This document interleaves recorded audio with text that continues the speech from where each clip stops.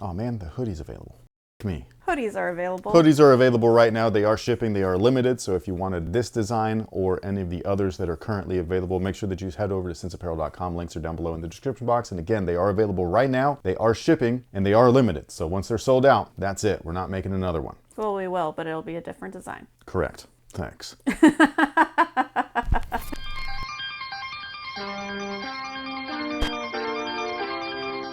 Hey, what's going on, guys? My name's Chris. Welcome back to the official WearTesters.com YouTube channel. Today, whoa, I f***ed up the box flip. Every time you always see a box lid flip, it is the only cut. So this, oh, it's because it's flimsy. I see what's happening. Let me see if I can do it on the other one.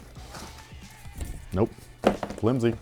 So yeah, there you go. But either way, we do have the Rare Air Jordan 1s, and these are not the 85 variety. So that's the one thing that right off the bat doesn't make too much sense, but it's fine. We're gonna keep going with it. And we do have both pairs in. This one is individually wrapped, the women's one, because it's the nicer of the two, surprisingly. So for those of you guys that might be interested, if you're looking for the premium pair, this is it. But I will say that the packaging and the presentation, let me stand back, is really awesome. So this is the wrapping or paper that's inside of the blue pair, the men's pair. Look at that. There's the little baby Sky Jordans. That's cute. Because there's no air. That's why they're called Sky Jordans. That's correct. You have learned from the best. Don't you forget it. Alrighty then. However, the paper and the packaging is different with the women's. This one I do like a little bit more just because I feel like they tried really hard with this one. So this is an 85 pair of Air Jordan 1s, but it doesn't look like a real pair. Like, I mean, they look real, but like they look like they manufactured the gray there. It looks photoshopped. This looks like a white and red PE because that's what kind of like these are all about. This is all about like prototypes and samples and stuff like that, like the pack itself, hence the Rare Air, like it's the stuff that never dropped. But to be perfectly honest, I don't remember either of these colorways being an original sample, and I've got magazines galore that have all of the original samples in them, and none look like these. So I don't know if there are samples of these and I just have never seen them. If there is, that'd be kind of cool. It'd be like learning something new all of a sudden, you know what I'm saying? Because, you know, how much more can you learn about the Air Jordan 1? I don't know. But there are things that are placed on the shoes that I do think are really cool, so we're gonna get into that. But before we do, the women's box is a standard Air Jordan 1 box, but it looks like the shoes themselves, whereas the men's box,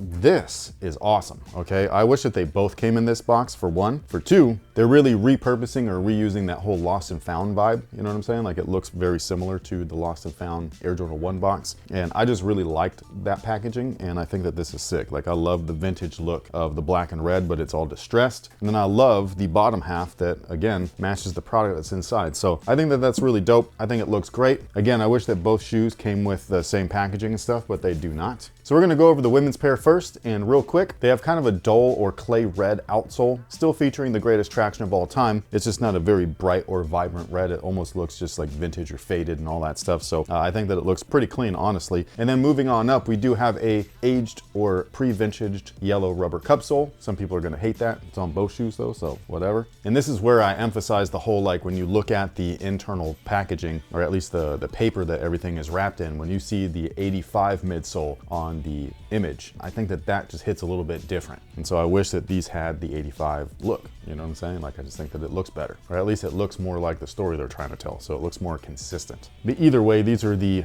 Air Jordan 1 OG high variety. So not quite OG, but kind of. And then inside that rubber cup sole is a polyurethane wedge. Inside that wedge is an encapsulated air sole unit. And then on top of that is this insole right here. It's not great, but it is what it is. I do like that they say Rare Air on there instead of Nike Air. I think that that's cool. And it's on both pairs, both the men and the women's, both on the left and the right side.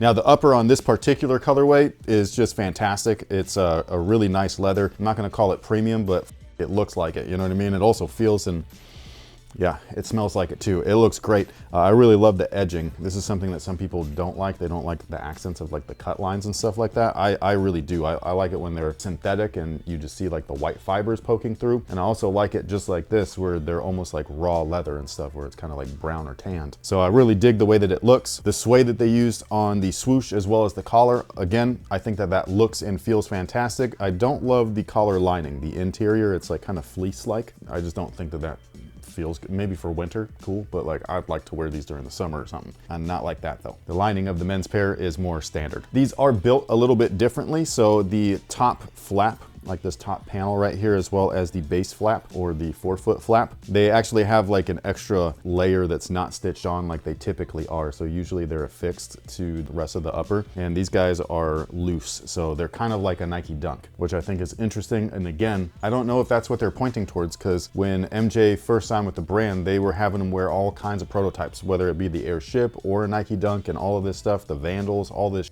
So is that what this is supposed to be? I'm not really sure. The descriptions or the item descriptions on sneakers is pretty unclear. I know that they did their best to tell the story, but it just doesn't tell the full picture, you know what I mean? So that's the one thing where I have more questions and there's no answers. They do come with 2 sets of laces. They unfortunately are in the shoe already, so it's like if you wanted to pick one or the other, you got to unlace the entire thing and then relace them. Or if you want to be slick and just keep them both in there, you can. The tongue is nylon, and then the Nike Air tab is not a Nike Air tab. Instead, it just says Nike on there, so that's interesting. But I do love the colors, and these colors are reflective of a lot of the original apparel stuff that they used to make back in the 80s.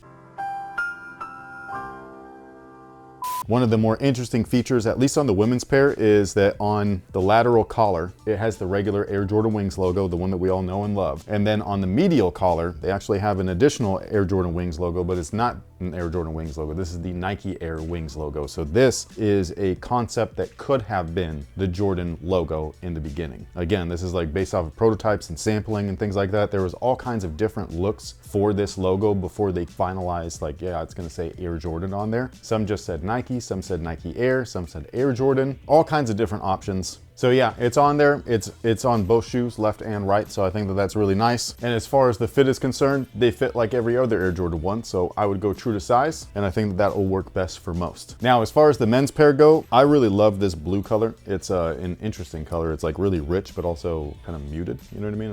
It's like a deep, rich blue, but it's not bright and in your face like a royal or any of the other blues that they use and stuff. So yeah, so I really like the way that it looks. The swoosh is interesting. I'm not sure how to even describe that, but it's just an interesting look. It's black, but it's got like burnt orange or red hints to it. Again, just kind of looks like a sample. Same thing with the collar. This is something where some people don't love this look because they prefer only on the Union Air Jordan 1s. And so this is kind of like what some people call the poor man's version, but when like this retails for 180, or is it really poor man? I don't think so. You can't really say that. It's stupid. Literally makes no sense. But either way, it looks like a sample pieced together with whatever might have been lying around the shop or whatever, or the headquarters, if you will. So if that's what they're going for, then that is kind of what they feel like. You've still got the greatest traction of all time, a rubber cup sole, polyurethane wedge, an internal air sole unit, and then the same insole as well. The upper on these, like I was saying, just does not feel as premium as the women's, or at least it doesn't feel as soft. The white portions feel a little stiffer. The blue portions feel great. So that's the one thing, is like the blue and then the white collar up here, those feel awesome. It's just the white side panel and toe. They feel like standard Air Jordan 1 material, which some people love, some people don't. It's not horrible. It's just not as good as the women's one. And then they carry over the whole like different logo theme depending on the shoe that you're looking at. So the right shoe does have the Air Jordan Wings logo, whereas the left shoe says Nike Air with the Wings logo. And I do love that the suede is still on there. Like, this is probably my favorite part. So I really like the way that that looks. I like the way that it feels. It's awesome. And then these guys have a black tongue with the same Nike branding on there on the tongue tab, but just no Nike Air. I really like the way that it sets off on the black. I think that that looks stupid fresh. It's really cool. It would have been cool to see like a black alternate of this, where it's, you know, black inlay panels, or even like a reversed where it's black with blue, like the breads or whatever, you know what I mean? That would have been sick too. As far as sizing is concerned with these, it's the same exact thing. Go true to size, you should be good to go. And if you were looking for either of these pairs and you are located here in the Sacramento or Elk Grove area, you can hit up either of Phenom's locations, one of which is in Sacramento over at the Doco Shopping Center across the pathway from what used to be Macy's. And then the other one is in Elk Grove. It's their original location. They just revamped it and kind of like redesigned everything inside. It looks really cool in there. So if you haven't checked it out yet, stop by and say hello. Let them know that WearTesters sent you. Now, with all that being said, what is today's user-submitted question of the day? Have you ever thought about doing coaching videos, especially to help the average person who coaches? No, because I use those videos for me. So, I am still a new coach. I know. If So- anything, I find videos and I go, hey, look how they did this. Yeah, and I'm constantly like, whether it's Instagram or YouTube, there's things that I'll like straight up save or follow and all that stuff, and I'll be like, oh, I'm gonna have the kids do this. I got put into coaching, how would you word it? You basically got shoved in. Yes.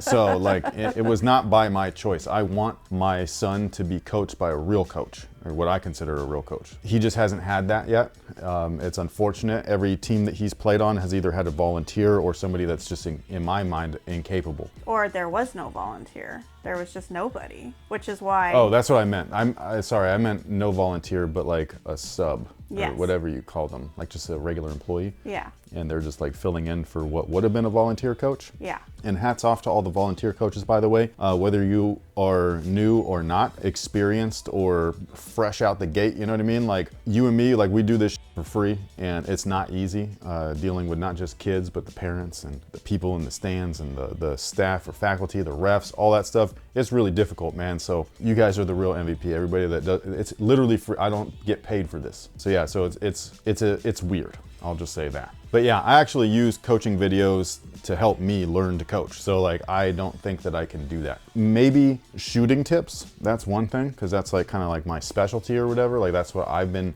really trained properly on doing. But outside of that, like, I don't know what the I'm doing.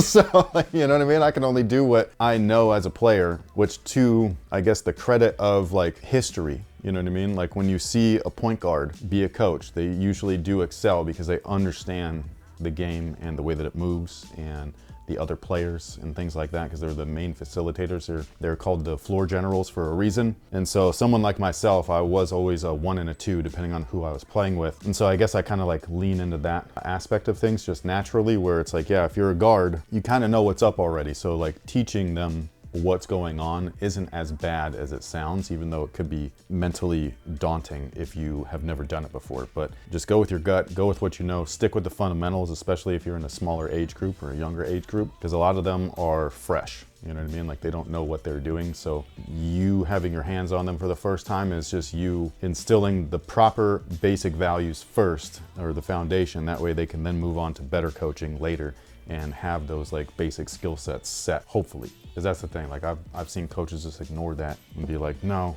just don't pass him the ball. And I'm like, dude, what the f? That's f***ed up. You know what I mean? Like that, you should never treat a kid like that. If he's here and he's willing and he's able, teach him something, dude. Like what a...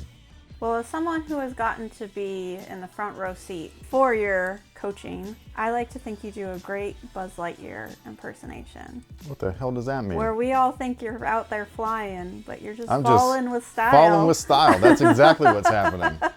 Yeah, I don't know how it works, but yeah, every parent that I've interacted with has always been like, oh yeah, we want you to keep coaching our kid. And I'm like, really? Like, and that's the thing. You sure? Now we're on season 4 of you doing this. Technically season 5 if you want to throw in school. And we've had kids that, including our own son, who I would say I've watched improve the most, but like he's not the only repeat customer here, where we've seen several kids go from one new baby deer out there to, yeah, you know? And recently, I think it was you that told me, where like a player on a different team Oh yeah. was like, man, I wanted to be on that guy's team. Yes. And that to me was like the most, even though like the parent praise or whatever is like really cool, but that was like where like a player wants me to help them. Mm-hmm. And that I was just like, oh, for real? Yeah. So yeah, that was really cool to hear and stuff like that, but I still don't let that affect my mind or my ego. Every practice, I'm like, what am I gonna do today? Try to take over the world.